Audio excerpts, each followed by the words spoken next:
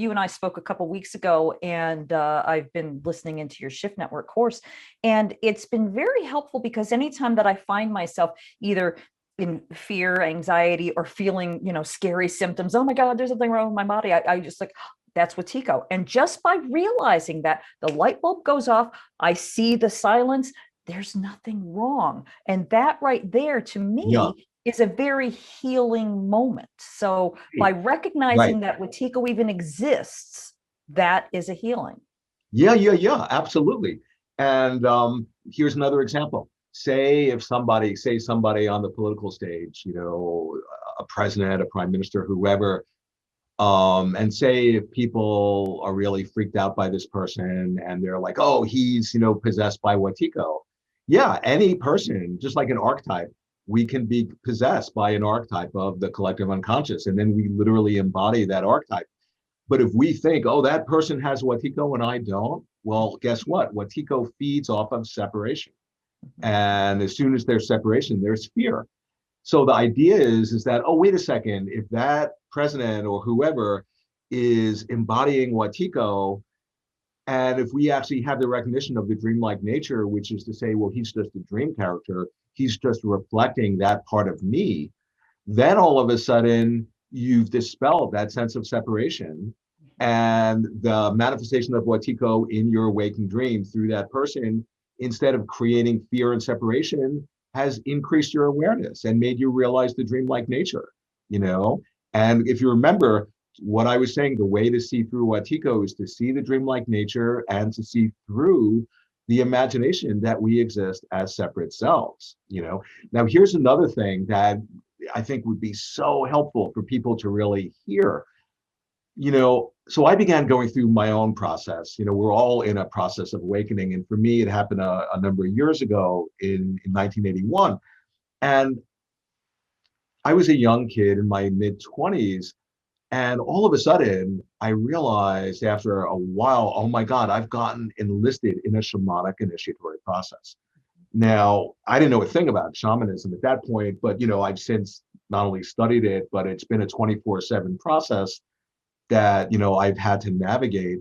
And so I wanted to say a little bit about the shamanic aspect of the healing, because we're all shamans in training.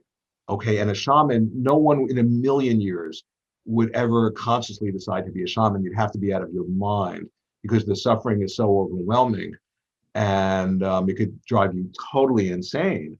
And but you become a potential on the shamanic path when you get called. In other words, when the spirits call you, and then if you don't assent and cooperate with the calling, that's when you get sick. But if you're being called to be a shaman, it's important to, okay, I'm going to follow this and honor my calling and assent to this.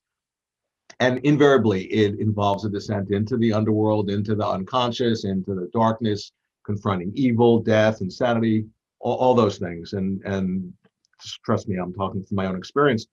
And I'm no shaman. I joke with people, only in my wildest dreams am I a shaman, but I'm a shaman in training, like we all are. And my teachers, I mean, they're the shamans. And the idea is that we're all shamans in training. And we've all been made sick by the collective psychosis of Wetiko. And it's getting channeled through us. Oh, this person has a skin rash. This person has migraines. This person's depressed. Whatever, like you were saying, the Play-Doh, I just love that, going through the star thing, but the point is that, you see, when we have symptoms like that, it's really easy to personalize the symptom and to pathologize ourselves. But actually, when we recognize, wait a second, I'm just a cell in a greater body, and this is a shamanic initiatory process, and what I'm suffering from is an iteration of the deeper fractal of the illness that's in the larger collective, then all of a sudden, by having that, context, that reframe, you all of a sudden step out of pathologizing or judging or contracting against your experience, and you begin to embrace it, to create the space for it to transmute. And that's when your own shamanic initiatory process deepens, and you put on your shamanic garment and connect with your own shamanic body, and actually can bring yourself back to health. And by doing that non-locally, Not only is it helping the client if you're a shaman working with someone, but it helps the whole universe non-locally. And that, what I just described, that's each and every one of our processes.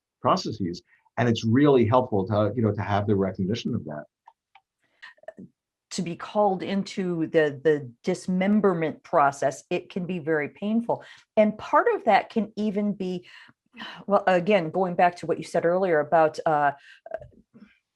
leaders, and I don't want to get political, obviously, but some people have been drawn into this collective madness where they don't believe anything except what this I don't know, this sort of bent group has been broadcasting forward, and it feels like Wetiko has sort of gotten hold of something in them. I assume Yeah, you yeah, know where yeah. I'm going No, with I this. totally know. Absolutely. And I mean, that's part of the collective psychosis where people's, we all have discernment or not. Some people's discernment gets disabled if they drink the Kool-Aid in a certain way. And you see, one of the main qualities of our species is that we're open to like having like suggestions, of other people's ideas of what's true. If we don't have our discernment, we'll take on their suggestions, without self-reflecting.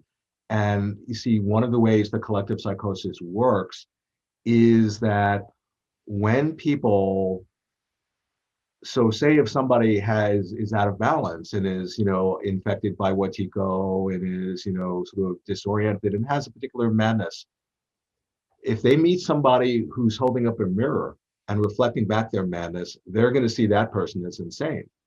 But if another person comes and says, "Oh, I agree with you," so they're also mad in the same way, they see that person as like, "Oh, that's my ally, that's my friend."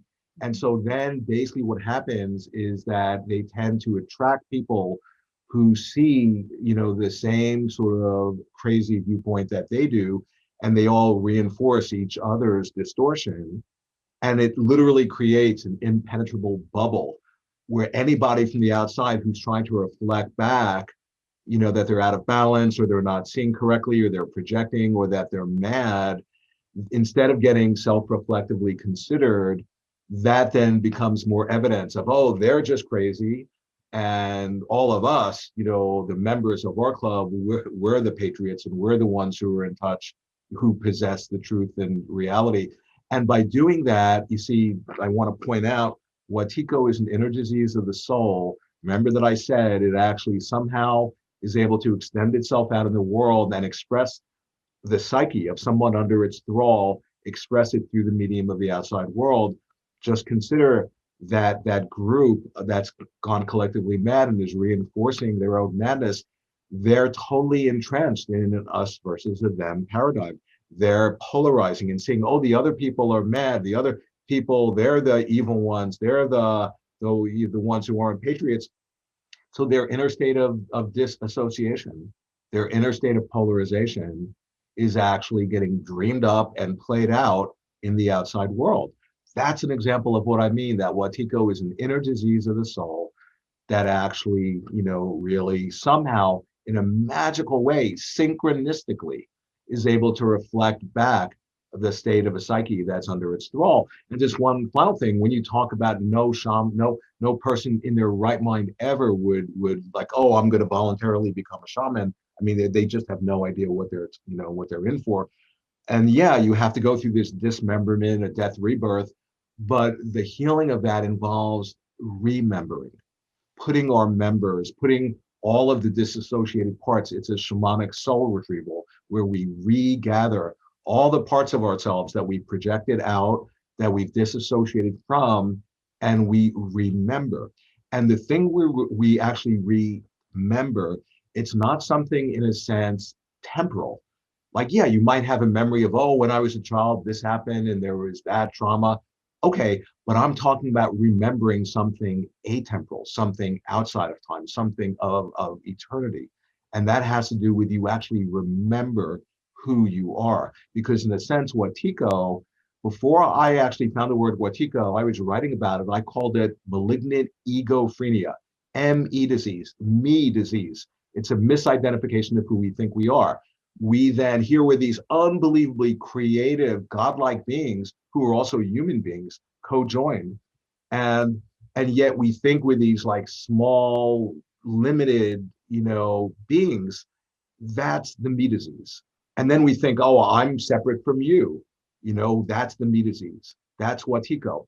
But actually, when you actually like remember who you are, which is that we're interconnected, we're interdependent. That's the higher self, that's the greater personality. There are a zillion names for it, and that's an expression. When there's something that has a miracle quality, there's typically like millions of names trying to point at it. And so that's what, and the thing is that Wetiko, it's helping us to remember, it's helping us to recognize the dreamlike nature. It's helping us to like connect with that higher self.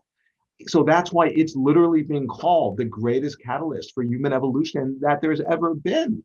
But the point is that if we don't recognize that, then we are fated to continue to destroy ourselves. That's why it's the most important thing. Everything else pales because there's not going to be a human species. It's if we don't come to terms with whatever we call it, Wetiko or the counterfeiting spirit or whatever. It's in every spiritual tradition. And I'm just a translator. I'm just somebody who's pointing at the vampire and saying, look, this is dangerous. And yet it actually can help us.